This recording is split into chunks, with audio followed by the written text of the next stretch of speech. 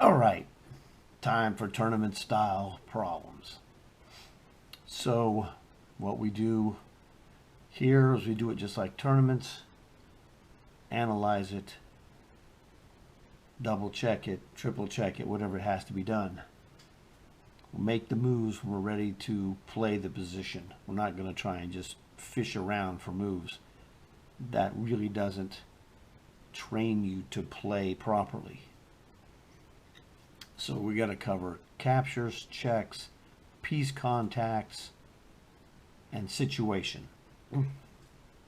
So first thing that jumps off of the board at me, queen takes h3 check. I think that just about every player is thinking, you know, man, that's the first move that just zings out right at your face. So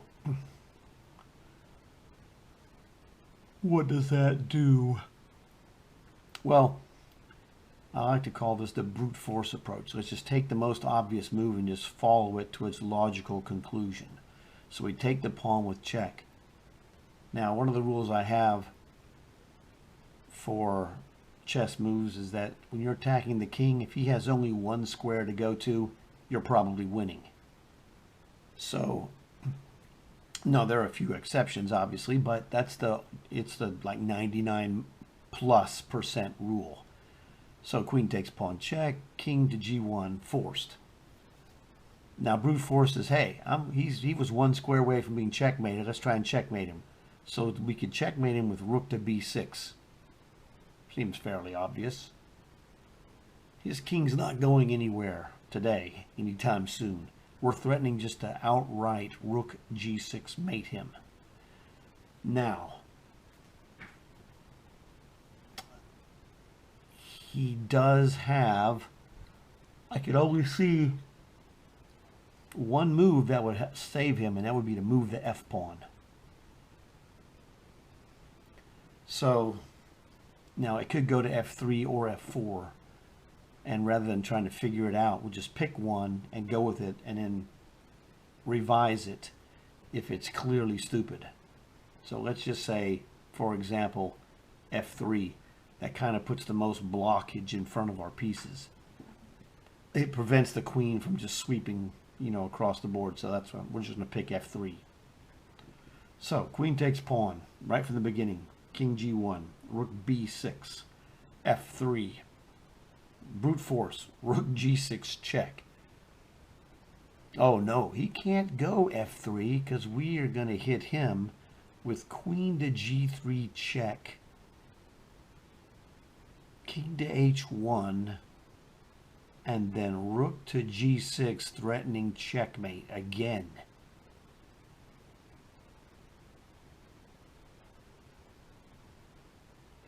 And actually f3 is bad because it doesn't prevent our queen from moving along the third rank. It actually ends up preventing his queen.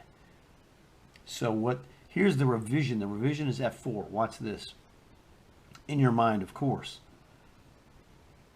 Queen takes pawn check, king g1, rook b6, trying to mate him. f4. You'll see why in a second. Now, if we play that other line that I was playing, queen g3 check, king h1, rook to g6, threatening to checkmate him on h3. He's got queen to b3, which guards the third rank. I can no longer play. Oh man, that's terrible. I don't think f4 helps him. I don't think anything helps him. I think this is just it, just to brute force him.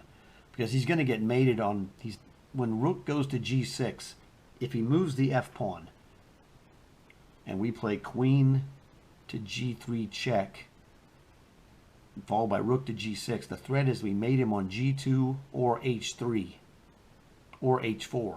There's 3 mating squares. I'm convinced this is it. Sometimes the brute force method is the best method. Oh, queen takes e5.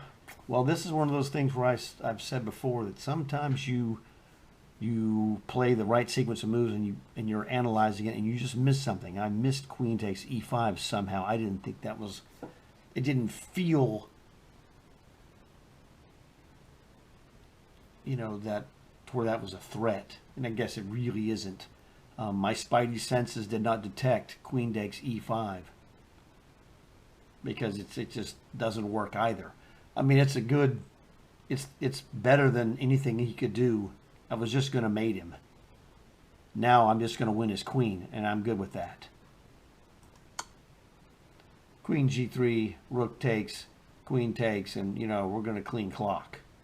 Okay, he's going to get annihilated by the queen harassing the bishop and just cleaning those pawns up. So the brute force method worked. This is a relatively easy problem that you saw.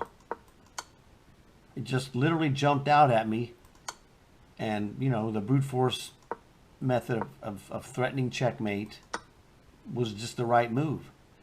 It never hurts to try it because you might just luck out and it might be the obviously correct moves. So that was fantastic. Let's go to another one. Okay. A bishops and pawn endgame where we're a pawn down, but the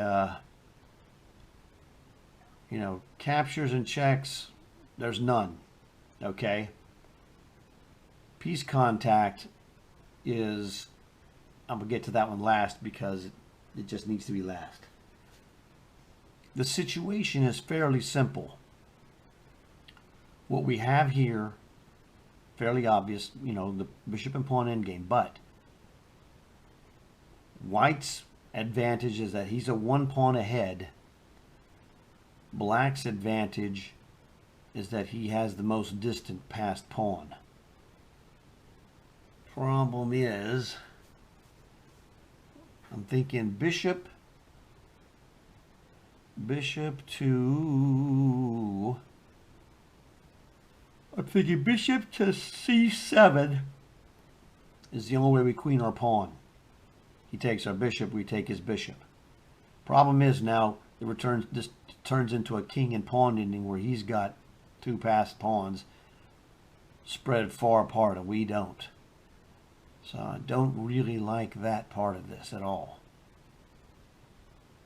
Makes me think there's something else we need to be doing. Trading bishops doesn't look like the exact move that's going to get it for us. So, man, good question. We can stop his passed pawn.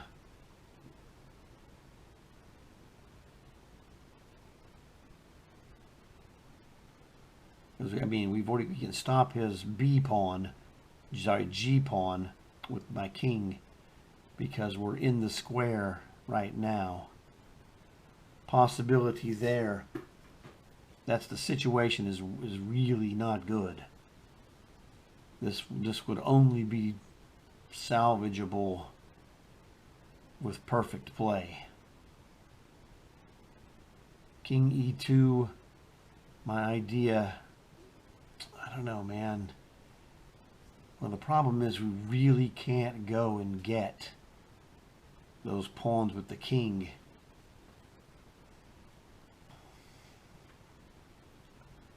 Perhaps the move, the move is bishop to b6.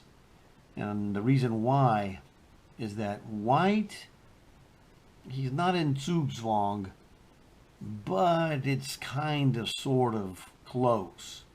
His king is optimally placed. It's like, you know, whichever king gives ground loses, I guess is the best way to put it. So it's not really, and the bishops will make it very difficult for that to occur. So they each have a lot of extra moves. So the kings aren't going to be giving ground necessarily. But so since the kings don't do that, what I need to do, since his king doesn't want to move, we need to harass his pawns. which we could do with either bishop to b6, or actually a better move is bishop to e1. Does the same thing. Actually, it doesn't. It does almost the same thing. The point of bishop to b6, I like this better again. Bishop to b6 prevents the bishop from going to a7, which you'll see is key. It attacks his pawn, which he can defend by moving, which is fine. Go ahead and move it. Make my day. The point there is that bishop to b6, he cannot defend it with the bishop or the king. It must move or be taken. And if he lets us take it, now he does have the ability to play a5, but our king can block that a pawn, no problem. So the key thing is, let's say bishop to b6, threatening his pawn. He goes f3. Well, we go bishop to f2. And this is the key. The key is we're threatening to play bishop to g3, threatening his bishop. And if he takes us, it puts us one square closer to queen. So it looks like bishop b6.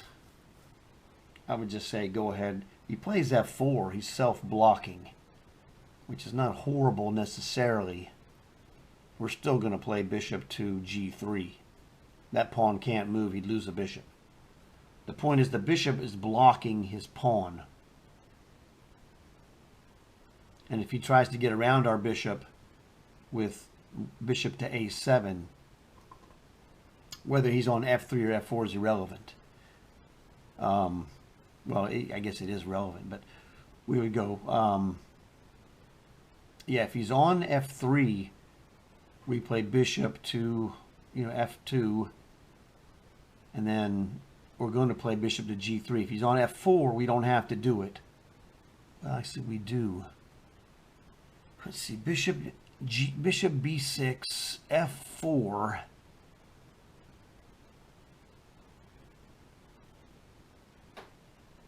f4, bishop to f2. He could threaten to play g5.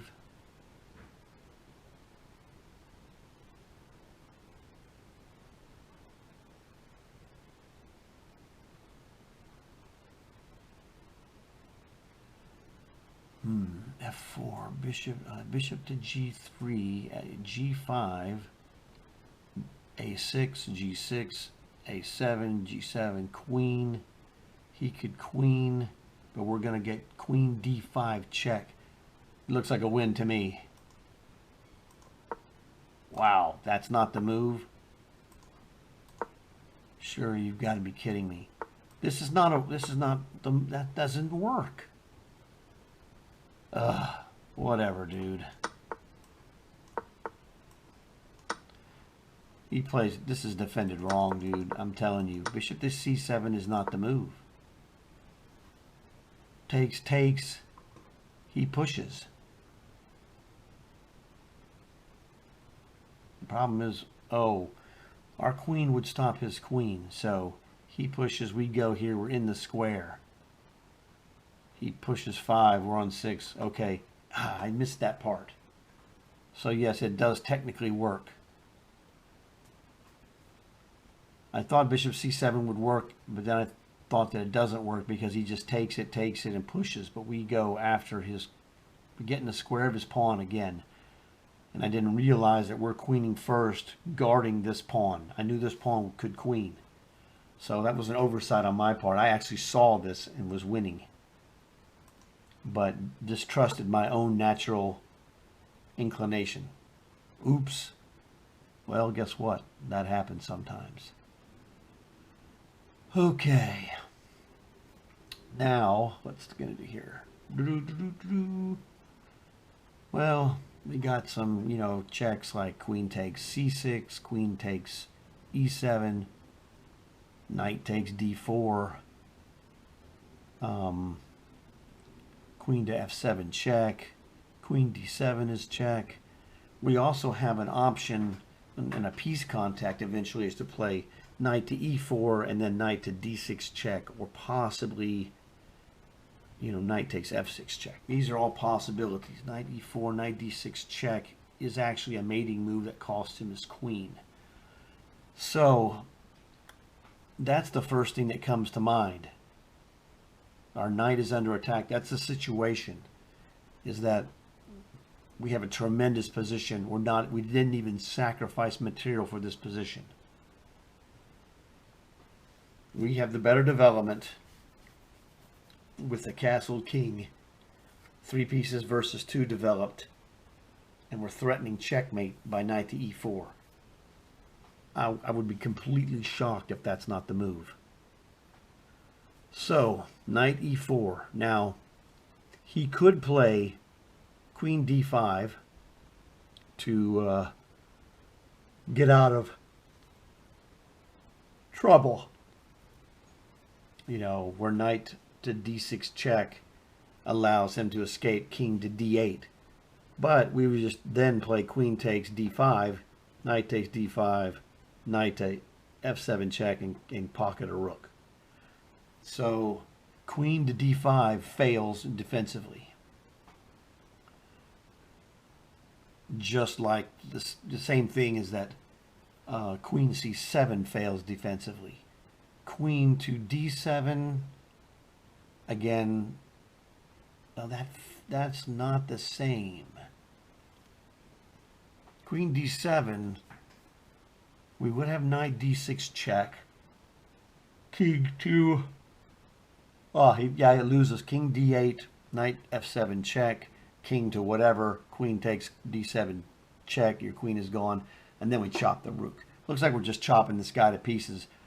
This is another brute force problem. Knight's under attack, get it out of the attack, but the situation comes into play because this move, knight to e2 gets out of trouble, so does d1 or b1 or a4. But knight to e4 threatens a mating attack that costs him his queen. So, by default, knight to e4 is the move that, number one, solves our problem of being attacked by the pawn, but number two, creates a new problem for the enemy. As I said, that move doesn't work. We just chop him. We just chop this. Goodbye, Charlie, as my dad would say. Thank you for the free rook, sir. Not very difficult, but this was a case where it wasn't the checks, wasn't the captures. The piece contact was there, but the situation, understanding the situation is what gives you the clue to the solution. Going back, let's go back and look at this again. The situation was our knight. This is really funny. Here's one of my dad's favorite phrases. Situation is deep freeze. Translation is that you are in major league trouble because this guy's trying to take your knight. So situation deep freeze, we realized that this move is the best move because we're threatening a checkmate. That's not, it's not the obvious kind of checkmate where you had like a bishop and a queen or a rook and a queen lined up. You're threatening this kind of semi-subtle, knight to d6 is check, and it's mate if you don't take it. So there you go. So we took my dad's situation deep freeze, and we took a negative and turned it into a positive for us, and well, chop suey, goodbye Charlie. So that was actually, 3.5 minutes, cakewalk. Okay. I say it all the time. I got to say it again. You got to study king and pawn endgames, and this is why. Now, the key is, here's what the dealio is. The situation is once again very important. In fact, it's probably the paramount importance of this position. Situation is, White's king cannot move, so he's stalemated if we ever take his G2 pawn. So we got to look, we got to be aware that there's a stalemate option. Our king, if necessary for advantage, can go to C7 and maintain the bind of his king in the corner. So what we're trying to do here is look for a secret kind of sneaky move where we're going to go forward and not capture his pawn, but just queen on h1, delivering checkmate. And if you want to be funny about it, you can do it with a bishop. You know, a bishop, you know, we're going to get to the point where at h1 equals bishop checkmate is awesome under promotion. Okay. So my thinking is this, that we need to play, we're going to have the option on every move to play king c7 or pawn move. Now what's going to happen is we're going to pawn move, and at some point, either this move or the next move, he's going to challenge our pawn directly. We don't take it. We just pass it by. And he comes here, etc., etc., and we're going to queen on it. It's just fairly basic stuff. So the situation, proper assessment of the situation is paramount. Once we understand that he's stalemated until we can make a queen or a bishop to checkmate him. So that's all we are concerned about, is that if he makes a move, if we go a5 and he goes the waiting move of b6, we don't push the pawn. We just go king to c7, and the same threat stays in position, forces him into Zugzwang. Zugzwang means he has to move, and it's bad for him. The move is obvious. This is the Zugzwang position. If we push, we lose. We lose. Okay, we just absolutely lose the game if we push. We don't push. We go here. Now he's in Zugzwang. We don't take it. We pass it. Pass it again all the way, and man, this rip-off game didn't let me under-promote the bishop and checkmate. So this was fairly easy. Actually, you saw how easy this problem was, because, like I say before, the 4 things we have to look at: checks, captures, piece contacts, and situation. Well, in this case, the 4th element, situation, was the dominant element in this position. So once we realized the true situation and what the options were available to us, it was a cakewalk. You could do this instantly and easily, but this is the kind of things that you have to do in the king and pawn endings. The Zugzwang is a super important element, and you saw it. In this fact, it says here on the board, theme Zugzwang, right there. Okay? That is the deal. The Zugzwang is the theme. More so, you could also say the theme is also king in the corner, which is checkmate or stalemate, depending. But the real theme is the Zugzwang, because he's trapped. That is the killer. So that was a cakewalk. But this is a cakewalk because king and pawn preparation. You need to study king and pawn endgames so that you see this thing, and this will help you, show you how important the study of the king and pawn endings is, because you saw how quickly I solved the problem, because I got the situation. And once we have the situation under control, it makes the solution much easier. Even though it was a 2100 plus problem, you guys who aren't close to 2100 can solve this problem because you understand the situation now. So what do we got here? Well, let's see. Queen takes d2 check. Queen could take g1 knight. Or, you know, bishop takes a2. Doesn't do anything really. Piece contacts, there's a lot of them where you're threatening, like bishop to b4 threatens to checkmate him, you know, with the knight. Other stuff like knight to a6, moves threatening his queen. Knight to d7 does the same thing because the bishop defends the rook. So that, you know, the knight on d2 is pinned. So a lot of options there. Man, in fact, it just made me think of something. The knight on d2 is pinned. That's the situation. That's the killer, is the pin.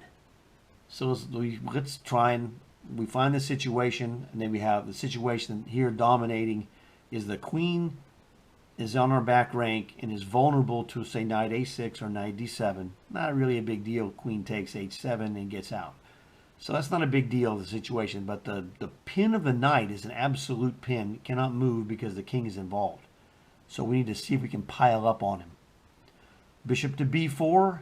He's like, yeah, well, good luck with that, Charlie. c3, he'll block it. Okay, you got me. Or do you? What if I just take it? What if we just say bishop takes c3? Here, you want a free bishop? Why, yes, I do. B takes c3. Because if he doesn't take it, we're going to chop his knight, unless he plays knight f3, and then bishop on d5 would chop the f3 knight. So basically, this knight is the ultimate key to the puzzle. Bishop b4, first move. c3, blocking it. Bishop takes c3.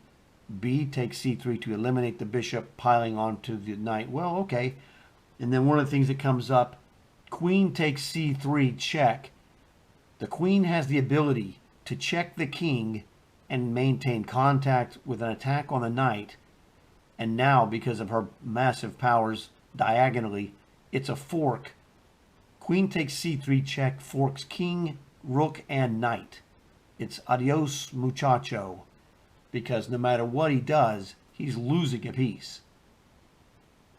King to b1, queen takes knight. Or yeah, followed by bishop to e4 check. Queen to d1, queen takes rook check. And it's worse, well, not worse, but it's bad. And bishop to b4 is the move. These guys in the corner are so restricted, they're just too slow to get there. These bishops are fast guys, so there you go. Chop suey, goodbye. Chop it again.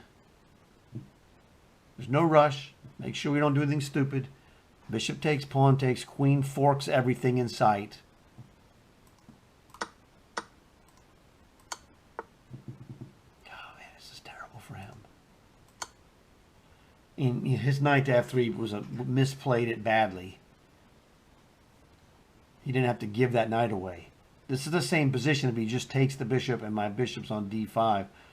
I don't know, man. Whatever. Sometimes they make some crazy stuff. 2400 problem.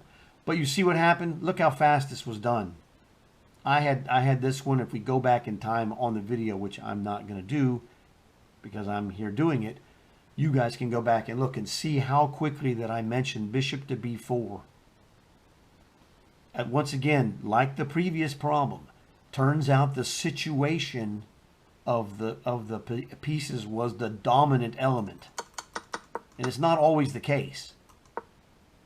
The situation of this pinned knight is what just marks the position of how to play it.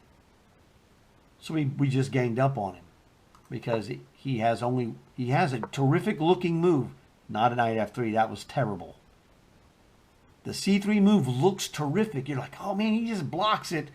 And the tendency of looking at the immediate effect only of c3 blocking our bishop. Oh, I'm an idiot if I play that move. Well, then you go, what if I just take it? We can always play the game of what if because we haven't touched the piece. In tournament play, when you touch it, you got to move it. In the mind, you have the what if capabilities.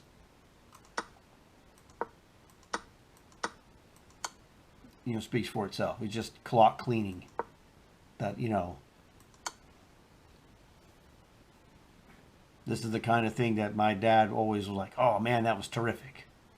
And it was really good. It was the clock cleaning because the trap in chess that so often occurs, and it happens to every players, including grandmasters, is we make a move or we look at a move and we don't go deep enough along the line to see that it's winning, and we give up and we go, that doesn't work. Well, it actually does, but you have to find how far, and sometimes it's 2 moves, 3 moves, 4 moves, 6, 8 moves. It just depends. There's no sign that says, hey, if you can see 4 moves deep, you're going to win this. There's no sign that says it, or 5 moves, whatever it is. We had to see 1, 2, 3, and that 4 capture and 5. Let's not worry about the knight. So let's go back to the very beginning. We have to see 1. That doesn't count. 2, 3, 4, 5. This was the position with the bishop back on d5 and the knight on g1. 5 moves deep, that this is a triple fork and that you're winning. If you can only see 4 or less, you don't see queen takes c3 is the triple fork that wins. You give up on bishop to b4. That is the tendency, the human nature that shows itself in chess. That's what we're doing, is I'm showing you these things so that you understand they exist. And I've known this for a very long time, and it's always present. And like I said, it catches even grandmasters. The best of the best make these mistakes. Now, the difference is they make it less than we do. You know, just because Magnus is world champion doesn't mean he doesn't make mistakes. It just means he makes very few, very rarely. That's what it means. He's imperfect like everyone else.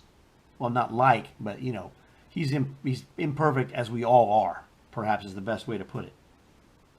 And that this sequence, you had to see 5 piece motions.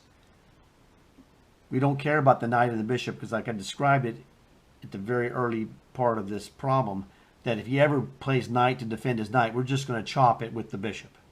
It's a goner. Okay? We just chop it. So that is like a separate compartment. You're like, yeah, whatever, dude, that's not a threat. We've eliminated the threat of knight g to f3.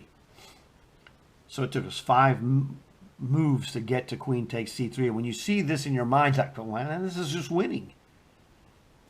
And it is. Big time. This is the kind of thing, it's like when I was playing games and my dad would show up. He's always playing in those tournaments as well. He would play his own games, and he would come and look at my games, and he would see me play a move like queen takes c3, and I'd look at him, he'd look at me, and he's like, gives me the thumbs up, you know, and then he would give me, you know, whenever I would talk to him after the game or whatever, it was like he had this motion, he would give you this little tiny 5, okay? It was like half 5, half handshake. So my dad would always come and watch me play my games more often, sometimes than he should. But because he was, you know, he was really into the tournaments as a player himself, because it's like, for him it was like, you know, hey, take your chances and see what you get, because he had great tournaments where he won prizes, and he had tournaments where he didn't win, you know, most tournaments he didn't win prizes. Because like I've said before, my dad was a Category C 1500 plus player, which, you know, realistically, you get a lot of fun at 1500 because you're good enough to play some really good moves against even higher rated players. He beat some 17 and 1800 players, you know, from time to time. And that was the part, for him, that was exciting. But in spite of that, or in addition to that, he would come and check out my games because I'm playing much harder guys to beat. And so whenever I beat those guys, you know, he was like really, you know, proud of that. Because a lot of he knew who a lot of those guys were. And he would like, man, he goes, that guy's really a good player, you know. He knew all those guys and talked to them, and, you know, they knew him. And so he was like, appreciated how difficult it was when he had to play, or when anyone had to play those guys. Because, you know, when you're in a tournament, you know when there are good players. So that was the thing. It's like, the queen, this queen takes c3, he would come and he would be like, how did you see that? Well, and to be honest with you, I never really tried to explain it in the way that I do it in the videos. You know, just, you know, I would explain it in a, you know, a different way. It was a little more pretty bare bones. I said, well, you know, I just looked at this pin and tried to see if I could, you know, magnify the effect of the pin. You know, and I go, well, and I said, well, I saw he could push on c3, you know, and I would take it, and if he, you know, if I took it and he took it, I would be checking him. Yeah, you know, this is really simplifying it. I'm not really teaching what's going on. I'm just kind of like relaying the history with a little bit of insight. But in this problem, you've seen in the video that I'm explaining the whole thing and how we do the process. So, which this is much better than when my dad and I would play tournaments in the 80s and in the 90s. So, if that helps. So, I mean, these are some tremendous problems. That one, yeah, man, dumb. I missed this one. Okay. This was a 2300 plus. Good one. But I made it, you know, I did the thing where I stopped too soon. Bishop to c7. I saw, you know, sorry, his move is here. I saw bishop c7, bishop takes, king takes, and I just thought he's going to go b5, you know, g5. I queen g6, I mean, g5, a6, g6, oh, I'm sorry, g5, a3, g6, a2, g7, queen, he queens, but I come in queen to d5 check. And that's the thing that I did not catch. I realized that when I traded, I mentioned this at the beginning of the problem, that when the bishops get traded off, he's got these two flanking pawns. My king can only stop one of them. Okay, and this is the one. I didn't realize that this is going to, I didn't see, and this is the mistake that I tell you about, by stopping your analysis one move or more too short. I didn't realize he queens here on, what is this, g8. I queen on h1, but then I get queen d5 check. Or I get queen to c1 check as well, depending on whatever's the more useful move. So I'm able to, what this one is this one isn't one where you're winning, and I made a mistake in that one. Okay, that's another mistake. This is a very rare mistake that people don't make. See, the problem doesn't tell you that you're playing black to play and salvage the game. You're playing for a draw here. Normally we're playing for a win, and I'm like, tunnel vision win. And so my situation evaluation was incorrect.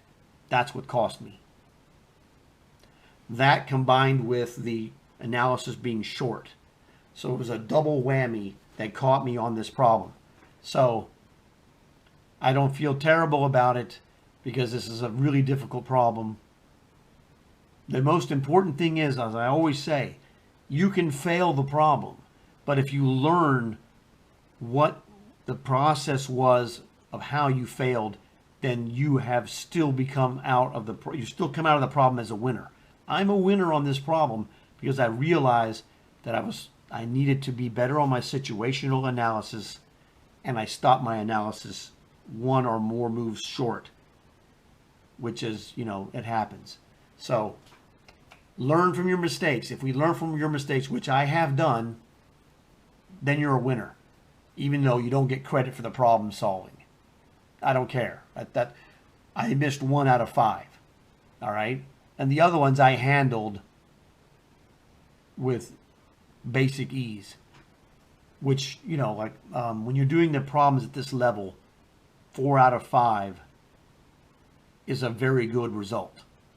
You know, that's B plus for sure. You can't go wrong. Okay? That's the thing. I'm not here to beat myself up. Trying to do the best I can. Hey, I'm getting better all the time. Okay, so this is working great for me. So go back and look through these things. These were some really good problems. I hope you enjoyed it. You guys know what to do. I'll talk to you later.